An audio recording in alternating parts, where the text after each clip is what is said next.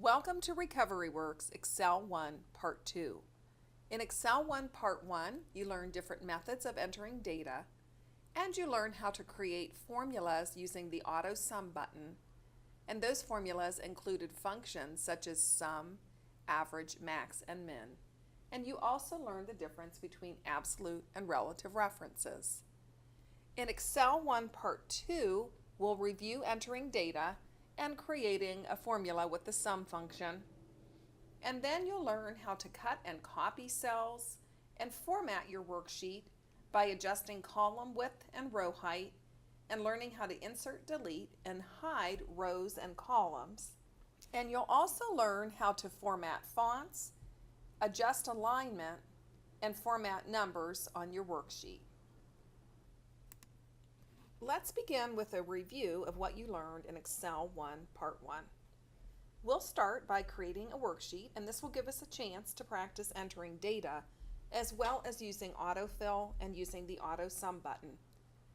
Your active cell should be cell A1.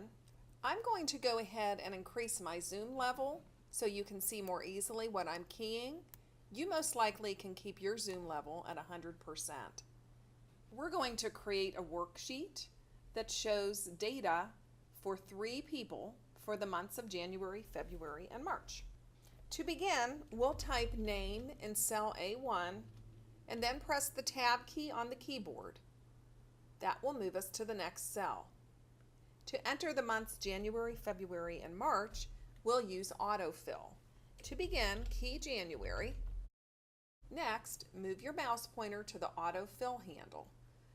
You need to move your mouse to the tiny notch on the bottom right, and you'll know that you're using the autofill handle when your mouse displays as a skinny plus sign.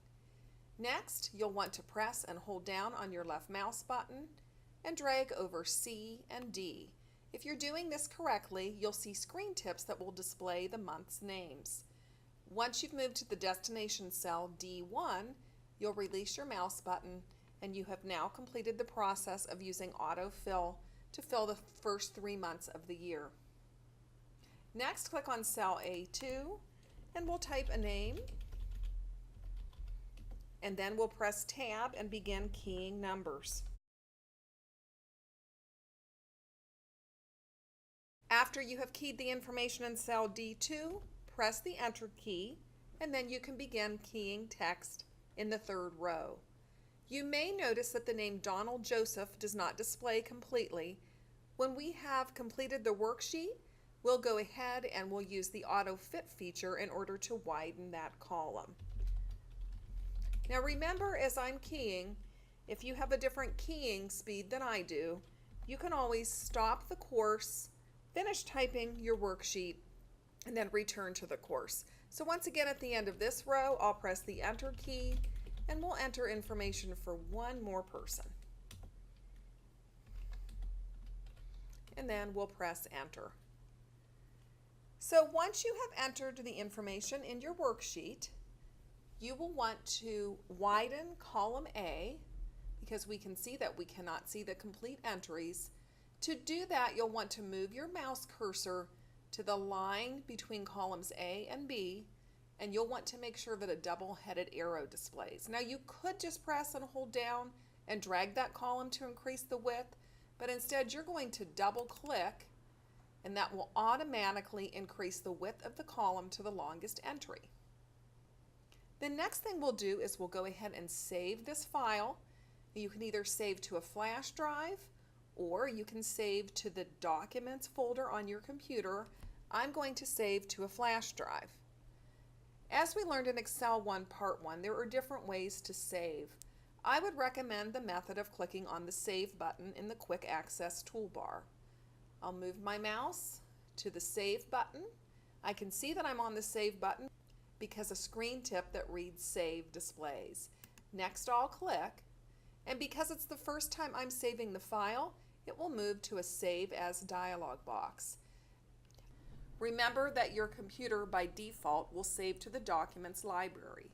Remember, the default is the automatic way that the computer saves, but we can change that if we want to. In this case, I'd like to save to a flash drive, and many of our students use flash drives, so you may be doing that also. So to use the flash drive, you'll need to scroll down until you see the computer section. Inside that computer section, you'll want to find your flash drive. Your flash drive may have a different name than mine. It may have a different letter following it than mine. And if you cannot see your flash drive displayed, you may have to move over to the tiny triangle that will display in an aqua color as you move to it, and you may have to click in order to expand the computer section. Your flash drive will be displayed at the bottom of the list. As I said, it may have a different name and a different letter than mine, but you'll want to make sure that you click on it, and you'll see a bluish gray bar that shows that it's selected. And you can also see up at the top of your window that it also displays the name of your flash drive. The next thing you'll want to do is give this file, which is called Book 1, a different name. You can simply take your I-beam and click and type a new name. So for this information, let's go ahead and we'll type sales data. All right, so once you've named the file, you'll move your mouse to the Save button and you'll click. You'll notice at the top of the screen, it shows that you have saved the file as sales data. Now that we have a worksheet created, let's discuss copying, cutting, and pasting. Notice in your Home tab, there is a clipboard group. It includes a cut button, a copy button, and a paste button. You'll notice that paste is dimmed out, or it could be called grayed out. Sometimes buttons are dimmed or grayed, and when that happens, that means they're not available to you. Paste is dimmed out right now because we haven't selected data to cut or copy. Once we've selected that data and selected the cut or copy button, you'll notice that the paste button will be available to you. We'll begin by cutting the data and moving it to a different part of the worksheet. When you're selecting, it's important to be sure that the mouse cursor looks like a big white plus sign. As you move your mouse, if it doesn't display as a big white plus sign, click on cell A1 and then you will be able to see the mouse cursor in the selection mode. You will select A1 through D4 and then release your mouse button. Remember that A1 is selected. It is a lighter color than the rest of your selection, and that is because it is the active cell. So now that we have selected information, because we want to move it, we are going to cut that information. So you'll take your mouse and you'll move the mouse to the clipboard group and then to the cut button, and you'll click one time. Now you'll notice a change on your screen. There are dashed lines that are moving around the area that you've cut. Some people refer to those as marching ants to help them remember this process. When you see the dashed line, that means that you are in the process of cutting, copying, and then pasting something. So once you have selected the cut button, the data that you have selected moves into a part of your computer called the clipboard. So to move the data to another part of your worksheet, you'll want to click on the cell where you'd like to place the data. Move your mouse to cell A6 and click, and then once that cell is selected, move your mouse to the clipboard group and notice that now the paste button is no longer dimmed. There are many ways to paste. Today I am just going to demonstrate the most basic way to paste, so be certain that you click on the paste button and not the arrow underneath paste, because that will present different options that we will not be using today. Click on the paste button and you'll notice that we've completed the process. So we selected the data, cut the data, remember then it moved into the clipboard, and then we pasted the data.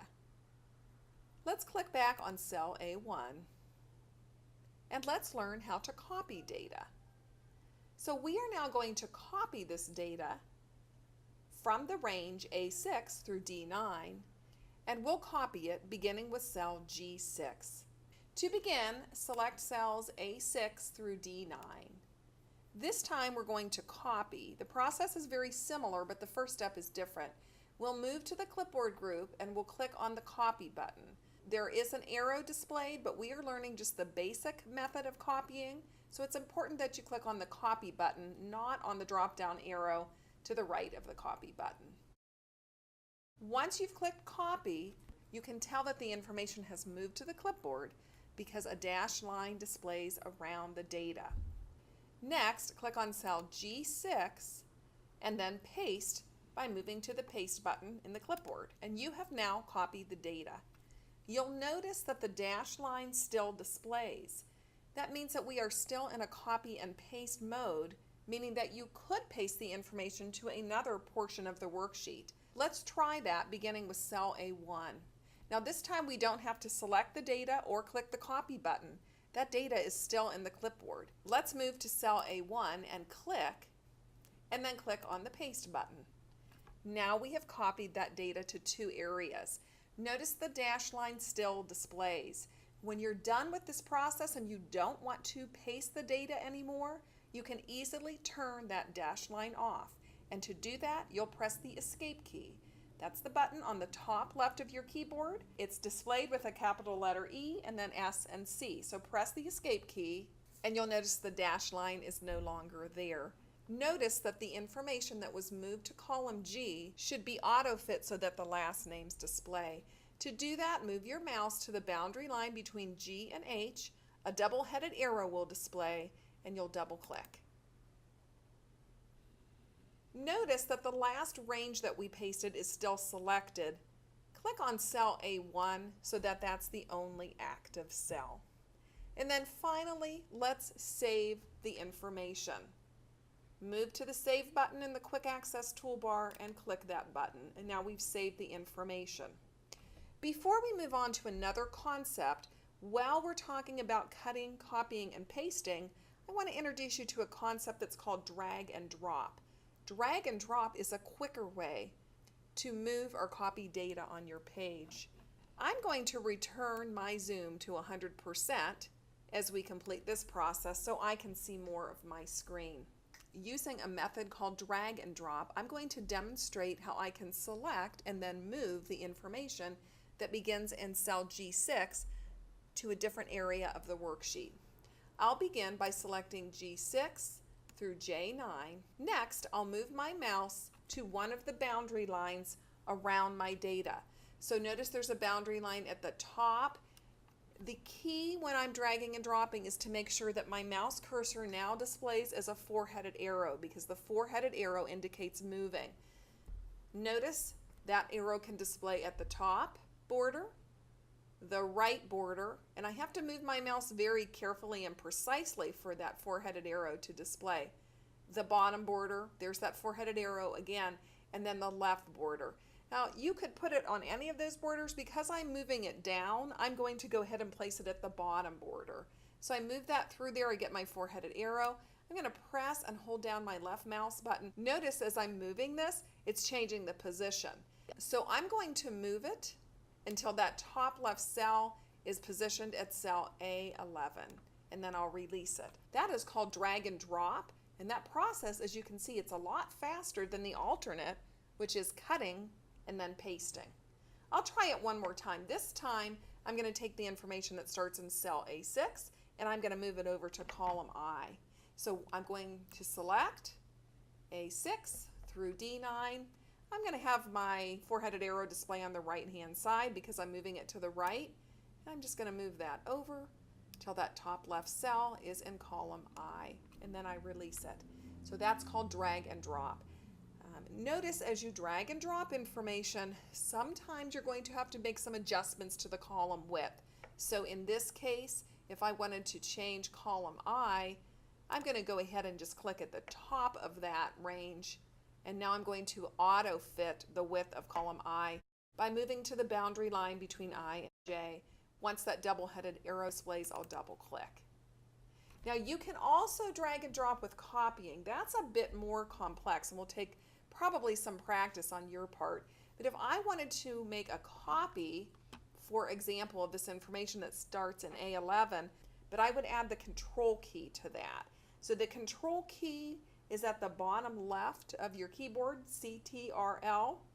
The same process with copying with dragging and dropping. I first select the range that I want to copy.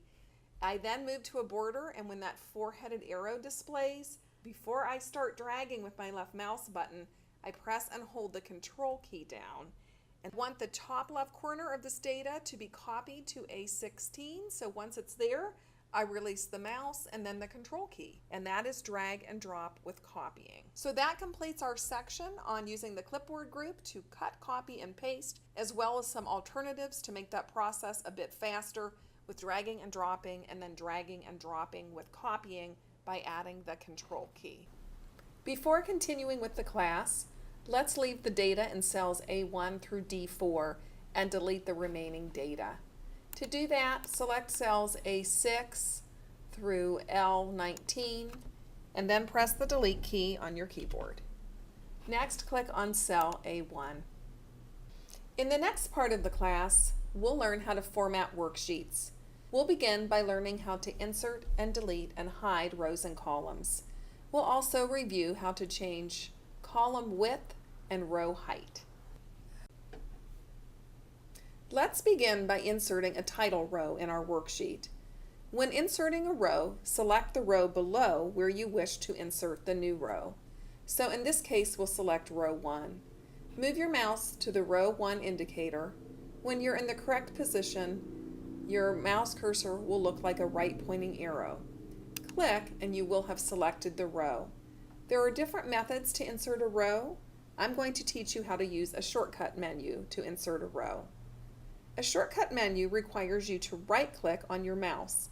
Make sure your mouse is hovering over the number 1 or any part of the selected row. Next, right-click.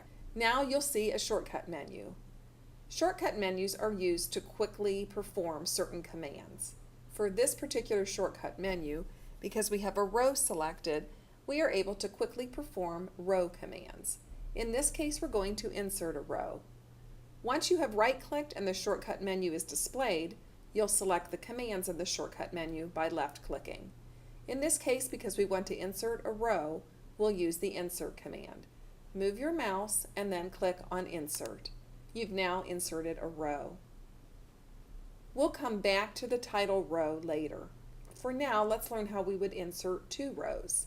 For example, if I wanted to insert 2 rows above row 4, I would simply select rows 4 and 5.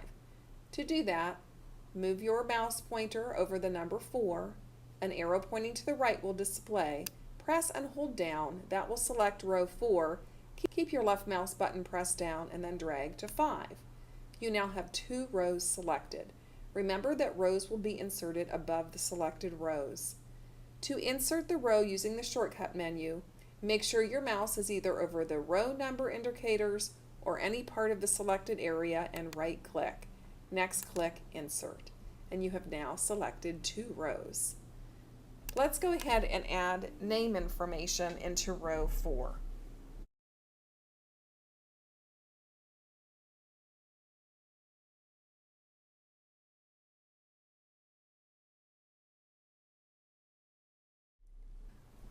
Let's leave row 5 blank. We'll come back to that later. Inserting a column follows a similar process. Columns, when we use the shortcut menu, are inserted to the left. Move your mouse to the column indicator B. When you see an arrow pointing down, click. For the shortcut menu to display, you'll either right-click on the letter B or anywhere in the selected area, and next you'll left-click on Insert, and that will insert a column to the left. So let's say that we wanted to put something in here such as region. So we'll type region, move our mouse down to cell B3, and then we can simply press enter as we go through this. We'll skip row 5. So you have seen how easy it is to insert rows and columns. You can also use the shortcut menu to delete rows and columns. Let's delete row 5. The first step is to select row 5, move your mouse to the row 5 indicator and click, and then remember you can right-click into the number 5 or anywhere in the selected row. When you right-click, the shortcut menu will display. You will then left-click on the command you would like to use. In this case, we're going to click on delete. And then let's go ahead and delete column B. Let's select column B by moving our mouse until the down pointing arrow indicator displays. Click and then right-click to display the shortcut menu and click Delete. Great, now let's click in cell A1 first, and let's save our worksheet by clicking on the Save button. You can also hide rows or columns. Let's go ahead and hide row 4. We'll begin by selecting row 4. Once that row is selected, you will right-click to display the shortcut menu, and to hide the row, you will simply move to Hide and click. Now you can see that row 4 no longer displays. There's a big black line across the worksheet to indicate that you have a hidden row, although if you were to print this worksheet, you would not see that line, and you would be the only one who would know the row is hidden. If you decide to display the row again, you will need to unhide the row. To do that, you'll need to select the row by selecting the row above and below. In this case, because row 4 is hidden, we'll select row 3 and 5. We'll move to the number 3 indicator, we'll press and hold down and then drag. Once both of those rows are selected, we'll right-click to display the shortcut menu, and we'll move down and left-click on Unhide. And now that row displays again. You can go ahead and click on cell A1. And then save your file by clicking on the Save button. You may also format rows and columns by adjusting column width, as we've talked about by using AutoFit, and row height. To adjust row height, you'll move your mouse to the boundary line between two rows. Another way to format a worksheet is to change column width and row height. We have already changed column width by using AutoFit in this worksheet in order to display the names in column A. Let's change the row height for the first row. So when we add the title, we can format the title so that it stands out from the other rows. To change the height of row 1, move your mouse to the boundary line between rows 1 and 2. A double-headed arrow will display. Next, you'll press and hold down. Notice there is a screen tip that shows the height. As I press and drag, the height increases. I'm going to move this until it's approximately 30. If it's not exact, that's fine. For example, you'll see mine is at 30.5. Next, I'll release my mouse button, and I'll click on cell A1. If it's important for you to have very precise column width or row height measurements, you can use the Format button in the Cells group. Let's try that with columns B, C, and D. Begin by selecting columns B, C, and D, and in the Home tab in the Cells group, move your mouse to the Format button and click. Next, select Column Width. Notice that the column width is 8.09.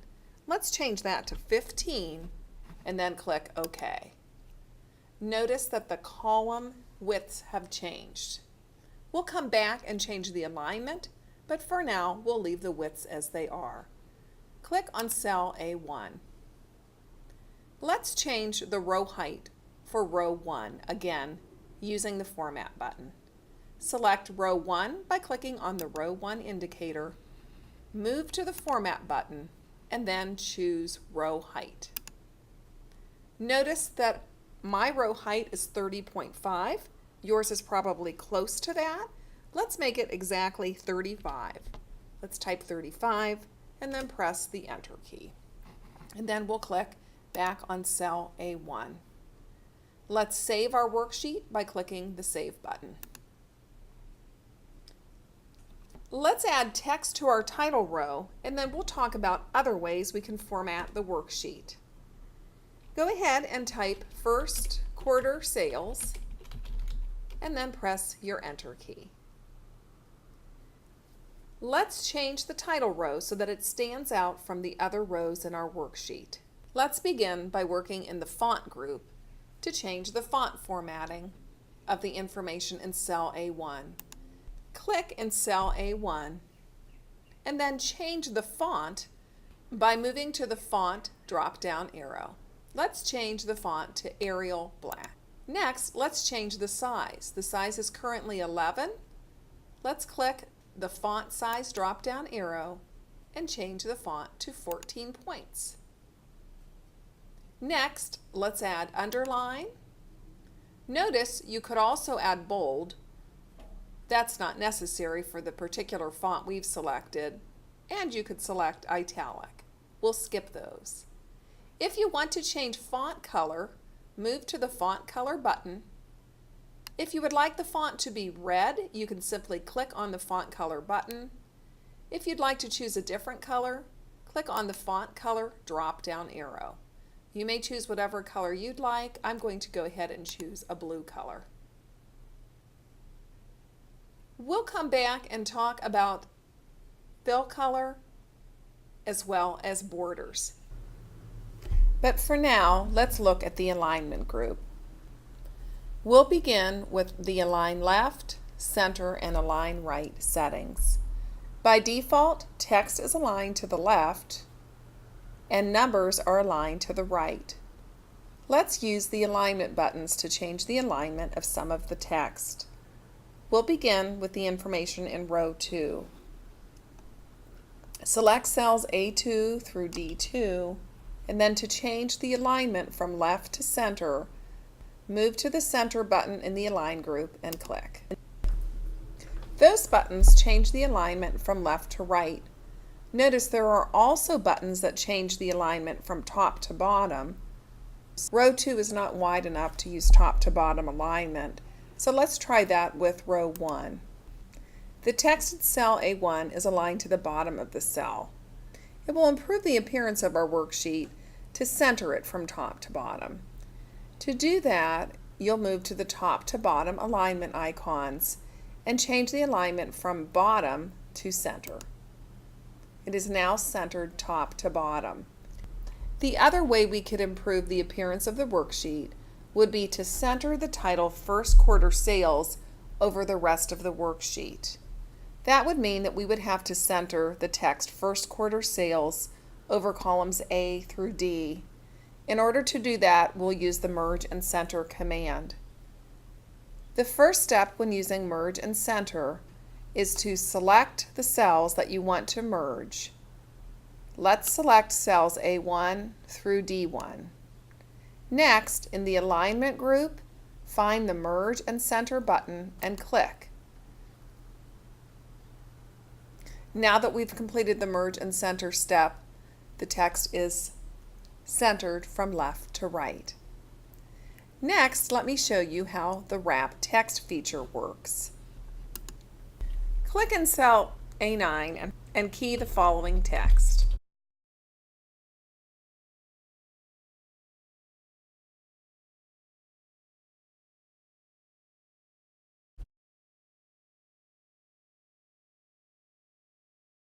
Notice that the text begins in cell A and flows into cell D. You may want to use wrap text so that the text flows in the first column. To use wrap text, after keying the text, click in cell A9. Next, in the alignment group, click Wrap Text. You can see that now the text flows into cell A9. Let's learn about the orientation button in the alignment group. We'll begin by increasing the height of row 2. Choose row 2 by clicking on the row 2 indicator. Next, in the cells group, move to the Format button and click, and then choose row height. Change the row height to 40 by keying 40 and then clicking OK. Now we're going to change the orientation of the text in cells A2 through D2. Select A2 through D2 and then click on the drop-down arrow next to Orientation. Next, click Angle Counterclockwise. And you can see the change that you've made. There are some other choices, but I believe that you'll find that Angle Counterclockwise is the orientation that you will use most often. Remember, when using that, you will have to increase the height of your row to at least 40. Now let's return to the font group and add fill color to some of our data. We'll begin with row 1. To add fill to row 1, you can click in cell A1. You do not have to select the whole row. Because these cells are merged, you are selecting all of the information by clicking cell A1. To add fill, click on the drop-down arrow next to the Fill Color button and select a color. Let's change the formatting of some other font in our worksheet. Select cells A2 through D2, increase the size to 12, and add bold. Next, select cells A3 through A6 and apply bold by clicking the bold button. Now let's format the numbers. Select B3 through D6, and to format the numbers, move to the number group. We'll apply a counting format, which will add a $sign. If you prefer, you can change from accounting by clicking the drop-down arrow and changing it to currency. You'll see a slight difference in the formatting when you do that. Click on cell A1 and let's save the file by moving to the Save button and clicking. So we're finished with our worksheet and we've saved it.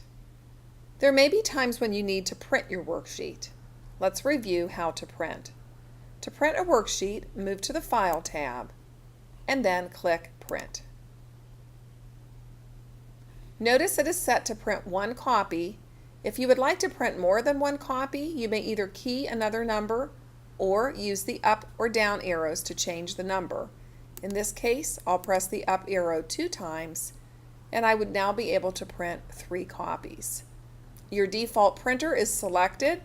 If you have an option of printing to more than one printer, you could click the drop-down arrow and change to a different printer.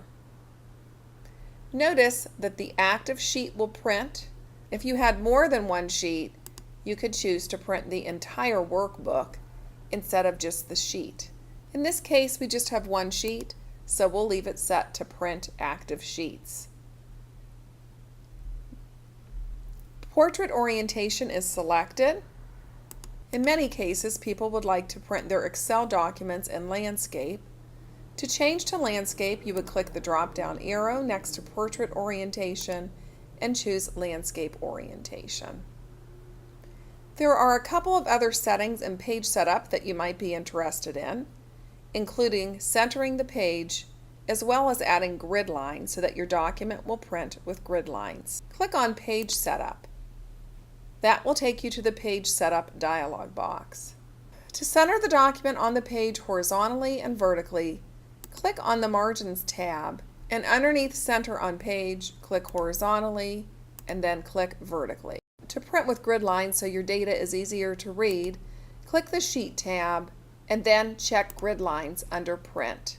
Next, click OK. You can now see that your document is centered horizontally and vertically and has grid lines. When you're ready to print, click Print. If you choose not to print today, you can click on the Home tab to return to our normal Excel view. And the last thing we'll want to review in this worksheet is how to use the Auto Sum button so we can total each person's sales. To do that, go ahead and click cell A7, press your caps lock, and type total. Next, press the Tab key and use your Auto Sum button by moving to the Auto Sum button in the Home tab in the Editing group and double-clicking. Next, use the Autofill handle to copy the formulas. Now let's save the worksheet by clicking the Save button. So in Excel 1, Part 1 and Part 2, you have learned how to create a worksheet. The worksheet has a centered title. It has text as well as numbers. You have learned how to create formulas using the Auto Sum button, as well as how to change the width of columns and the height of rows, and how to insert and delete and hide rows and columns.